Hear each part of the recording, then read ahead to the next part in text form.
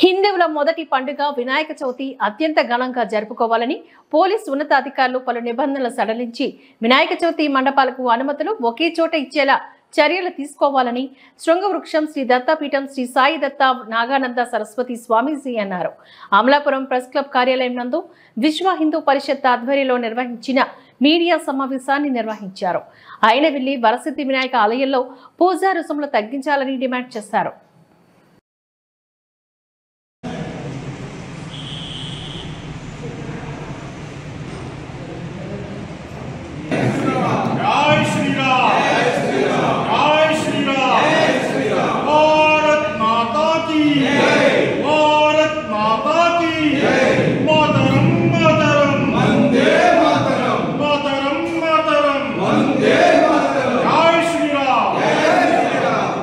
Permissions ఇవన్నీ కూడా మనం ప్రెస్ మీట్లో మాట్లాడుకున్నాం.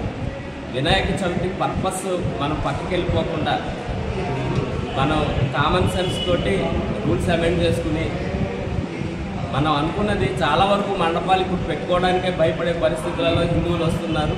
తర్వాత ఇంకొక విషయం, ఈ కమిటీ మెంబర్లకి హిందువులకి మధ్యన డివిజన్ వచ్చేలాంటి రూల్స్, మైక్ సెట్లు తీసుకోవాలి పర్మిషన్ అంటే డిఎస్పీ దాకా వెళ్ళి పర్మిషన్ తెచ్చుకోవాలి. ఇలాంటి రూల్స్ని దయచేసి ప్రభుత్వం అమెండ్ చేయాలి.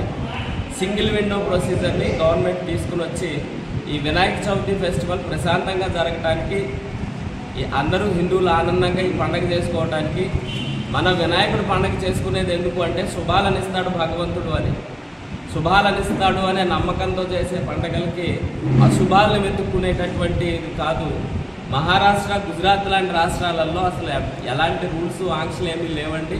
మన రాష్ట్రం కూడా దీన్ని సానుకూలంగా స్పందించాలి. ఎలాంటి ఇబ్బందులు లేకుండా ఈ వినాయక చవితి పండుగ